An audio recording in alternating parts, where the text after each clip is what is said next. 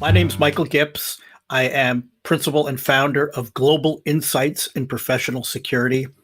It's a startup that helps assert thought leadership for young security companies, creates content strategy and actual content, and looks for business opportunities for them. Before that, I worked for 25 years for ASIS International, which is the premier association for security professionals around the world. And I had a lot of roles there. I started as an editor of their magazine, Security Management, for which I wrote about 1,000 articles over the years. I developed their CSO Center for Leadership and Development, which is a separate organization for the most senior professionals in Fortune 1000 companies. And I eventually became responsible for all content that they created. So from the magazine to learning to certification, standards, guidelines, and other information. And so for the past year, I've been with my own firm, and I just started a podcast called Security Insights, the podcast. So very clean and simple. Mickey, please introduce yourself. I am Mickey Panayiotakis. I am a partner and also kind of the tech lead for Through the Noise Consulting. We consult organizations on technical and, of course, security aspects. And I also frequently co-host the Through the Noise podcast. You guys may know me from the Through the Noise Insights sections that I kind of geek out on. And glad to be here with Mike to talk about security stuff. So what are you seeing? I'll tell you what I'm seeing right now. We're in the midst of this COVID pandemic. We're in the midst of an economic crisis. We're in the midst of social upheaval, political echo chambers. We have we've got fires raging across the country. We have tornadoes and double hurricanes and all sorts of things tormenting our country. 2020 hopefully is a year for the record books, never to be seen again, though. I don't know if I'm comfortable making that prediction because things seem, to be sliding down a little bit. But so the security impacts of all those factors are enormous. We're seeing traditional security give way to more safety considerations. It used to be that safety was kind of a compliance or regulatory afterthought. I mean, obviously, it's extremely important for life safety, evacuation and things like that. But you wouldn't dream in the old days of propping a door open in an R&D laboratory or in a factory. But now that's the default state because you are much less worried about someone committing espionage or thieving a laptop than you are about getting your staff back in, feeling comfortable, not having to touch doors, not confined with a closed door with a lack of airflow. So we see those things. We've seen staying with access control, more of a trend towards touchless and frictionless solutions, facial recognition, touchless fingerprint systems, which do exist, turning away from the kind of old key cards, especially since a lot of people touch them and they get recycled. And then you have really basic issues like, okay, you have touchless access control, you use your face, the lock releases, but how are you going to open the door handle?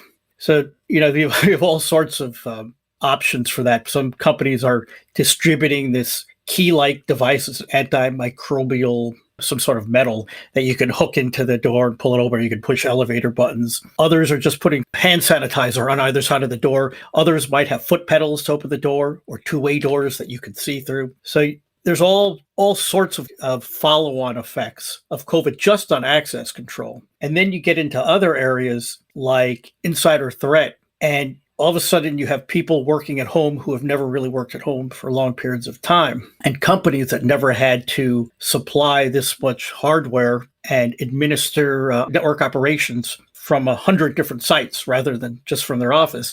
And now we're seeing people who are using their computers at home. It might not be properly configured. It might not be updated. It might not be patched. And they're sharing their computers with their family.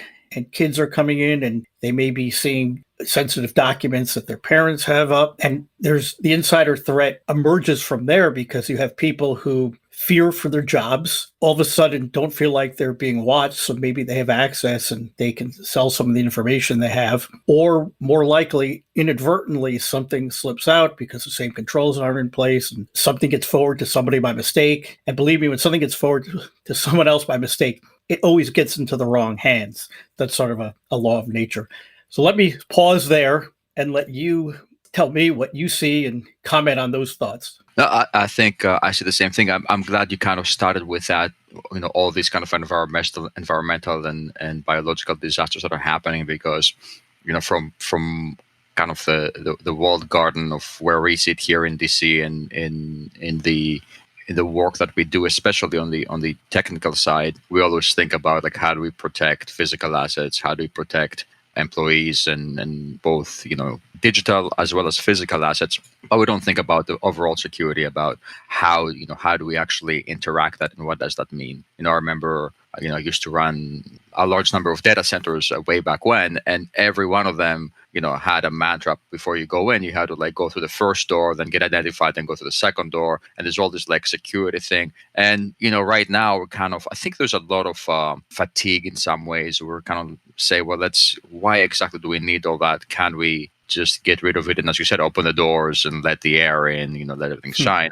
And I think the kind of the pendulum is swinging, because the reason we have all the security things in place is to prevent bad things from happening. If you don't have them, tomorrow the world is going to end. But over time, something bad will happen. The law of nature is that eventually, if you leave your door open, someone's going to walk in, right? So I think from my perspective, I'm seeing a lot of, as you said, video communications, online communications, meetings, and there is an openness both in using computers and sharing accounts.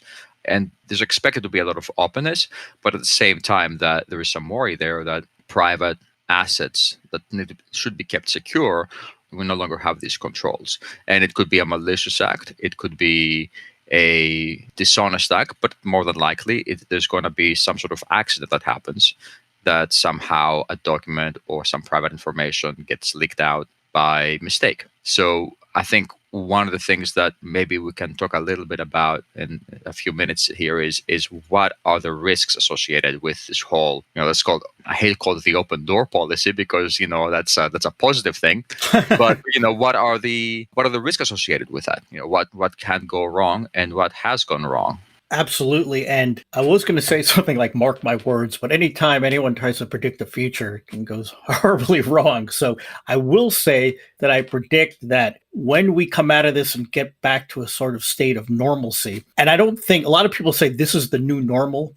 I don't think this is the new normal. I think it's the new abnormal, but we will go back to something that bear some semblance to what life was like before.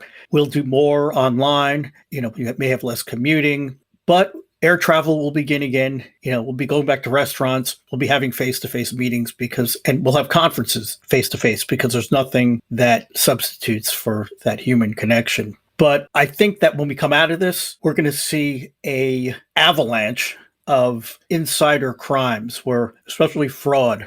You're already seeing that Paycheck Protection Program of I think it's the Small Business Association of the U.S. government, is getting its pocket picked. You constantly hear about big companies that shouldn't have received loans, and often these loans are not going to be paid back. And then I was just reading the other day about how smaller companies are taking these, or the principals of smaller companies are taking some of these loans and buying cars and boats and houses, and which is the definition of fraud. But you're also going to see, with the fewer controls, people spread out, people in fear for their job, because let's face it, a lot of people are getting furloughed. A lot of jobs won't come back. They're going to say, hey, I put in my time for this company. Here's an opportunity. I'm getting mine, Jack. And, they need to put in a sort of a fictitious vendor or something for a payment. Maybe they'll do that.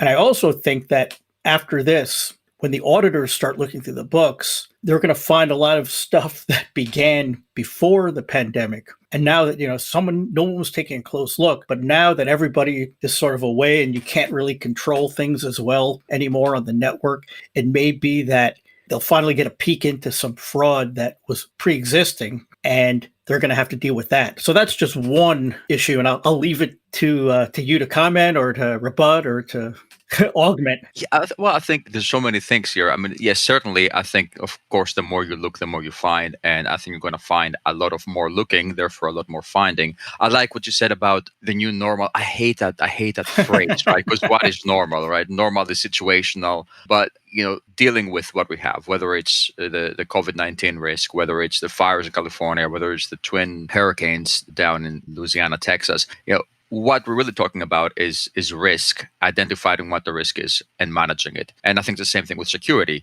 What is our risk? What is the risk that something will happen? What are the implications if we don't take these steps to protect ourselves? And I think we see it on the public scale writ large. And what we're seeing is this basically using this pandemic and all these emergencies, all these extremes as an excuse to basically commit fraud or game the system. We see oligarchs using it to try and stay in power longer. We see governments using it, hopefully not as much here in the United States, but we see governments overseas use it to impose anti-free speech measures and really give contracts out to more personal friends and companies that supported them. And there's a word for that. It's called corruption. It's called graft. Mhm. And people who are prone to it are using this this moment as an excuse to commit graft in the name of doing it as an emergency. And that is a big risk on a corporate security side, on an organizational security side. That can happen on a smaller scale.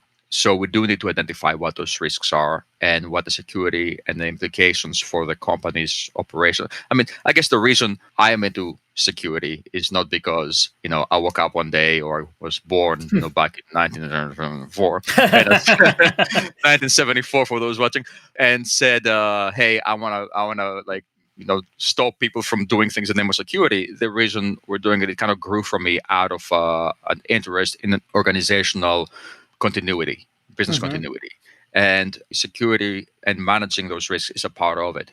So what we see here is the more challenging the situation, the more at risk people feel for their own personal well-being and monetary well-being, the more likely they are to kind of take certain liberties, let's just say. I don't want to just say everybody's going to commit fraud, but they say, well, perhaps this document or this thing that we put together, it's my intellectual property. That's a fairly normal feeling for someone to have that works for a company, when in fact, it wasn't necessarily you who developed it. It was you in conjunction with 4 or 5 other engineers in your organization, and that intellectual property belongs primarily to your organization because they're the ones who paid for it, and that's what your employment contract says. So, there's definitely a intentional risk or risk of intentional misuse and fraud. There's also accidental or impropriety that's not necessarily malicious in nature, but it's still fraudulent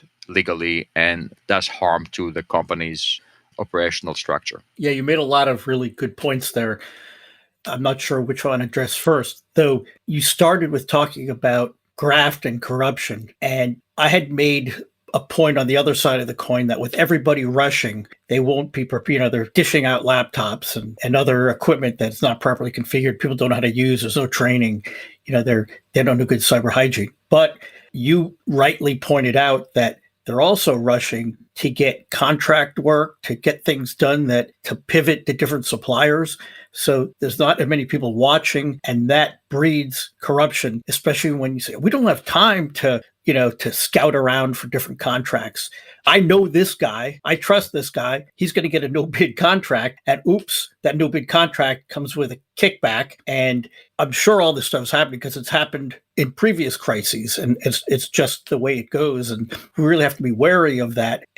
But yeah, business has to get done too. You wait a day or two and you forfeit your chance to contract for a specific part that's in short supply and you're out of business, or you've got to pay a higher price, and that puts you at a disadvantage compared to your competitors. So yeah, that's a great point. And as well, you brought up the insider threat that isn't necessarily malign, but more negligent. It's like, well, I'm at home now. No one's watching me do this. I don't really need, it's like, well, clean desk policy. Why do I need that? Or, why do I need to log out all the time? It's like, well, it's, the access. Yes, obviously you still have adversaries still have internet access, But you have people walking into your house and people looking at your screen. And, I have a business partner who he's been subject. He has a small business. He has 20 people working for him, and he deals in information. And he's had people placed in his organization to steal. And he's also had people who just said, "Oh, look at this stuff that I worked on today." And they showed it to somebody, and the person took a screenshot. And the next thing you know, the stuff was on the internet being sold. It was valuable information. So there's all sorts of stuff out there. Like, yeah, I think you made some very strong points. Yeah, I mean,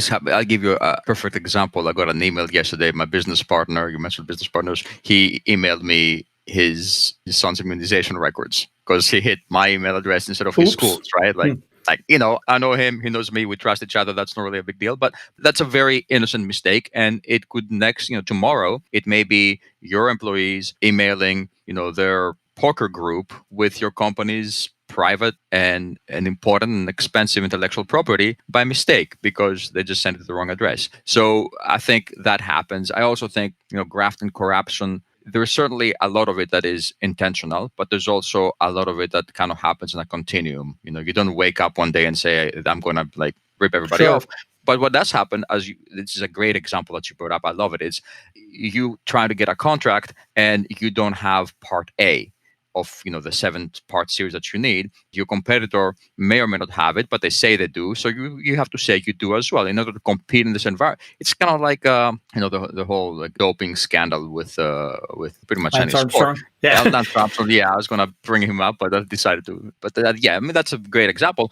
Everybody in the sport is doing it. Everybody in the sport was doing it, and you couldn't compete without it. So you don't just wake up in the morning and say, I'm going to just dope all of my teammates, but eventually that becomes standard, and it takes a scapegoat, and it takes a lot of effort to kind of break out of that. I mean, we had the whole cycling sport. I bike a little bit. Had a big scandal, a big doping issue for many years before I even found out about it. And the same thing that happens with craft. It goes over time, and it sort of becomes a situation where every day or every week it gets a little bit more complex, a little bit more difficult to do business without kind of exaggerating your capabilities. And a year later, you are not lying about what you have, and you're like, well, I can just say I have this vaccine, and if you give me $5 billion now, I'll deliver to you next week, and that just becomes the standard of doing business. And it's not okay, but hopefully there are, including about security and what we're here for, there are protocols in place, or there should be protocols in place to kind of catch that early on and be aware that this is where this leads. To your point about the immunization records, I fear, and I already see, a tremendous number of problems with HIPAA violations, totally unintentional, but there's so much medical information being passed around. I'll give you an example.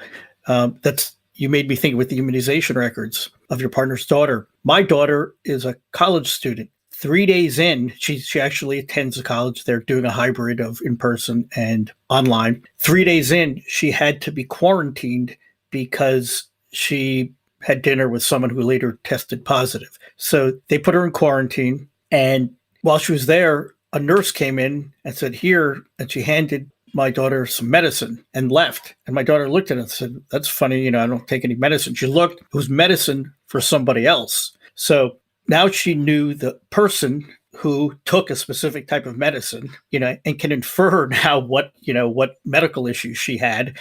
And God forbid, see, my daughter's not stupid. She wouldn't take the medication, but the liability if my daughter had actually taken the medicine and thought it was, didn't look at the package and she really needed medicine. So there's 360 degrees of risk here, and I'm sure, and this is not to put down the nurse, I'm sure they're being overworked. There's an incredible amount of pressure to manage students at a university. People are coming in and out, and you're trying to contact trace people who are going to defy the rules. So even with the most dedicated and thoughtful people and, trying to be on the up and up, things like that happen. Like somebody clicks a button and sends immunization records. And in my case, you got the 360 degrees of risk. Yeah, I mean, absolutely. And I think one of the things that we're continually seeing here is that it's a quote unquote emergency. And the first thing that goes out the window in an emergency is compliance. And whether that's HIPAA compliance, GDPR compliance, those are things that we deal with a lot, as well as, IT security compliance, things like, as you said, logging out of your laptop, logging out of your systems, having a separate secure laptop. And of course, there's compliance all up and down the chain, and they just go out the window. So I think, we're kind of reaching around the 20, 25-minute mark here. So I think what I'd like to think about kind of in closing, and I'll give it back to you to sum up, is that I think it's more important, even though it's easier to avoid compliance and say, well, in this new normal, and we excuse everything, this whole new normal idea. And that's why I hate that phrase, is because you can just get away with murder saying, well, it's the new normal, right? So I think it's even more important now to actually say, well, no, it's the new normal. And that doesn't mean that we have to like throw compliance out the window. That means that we have to reinforce the need for compliance, because the compliance is not there to make our lives difficult. It's there to protect ourselves and to make sure that we do things in a secure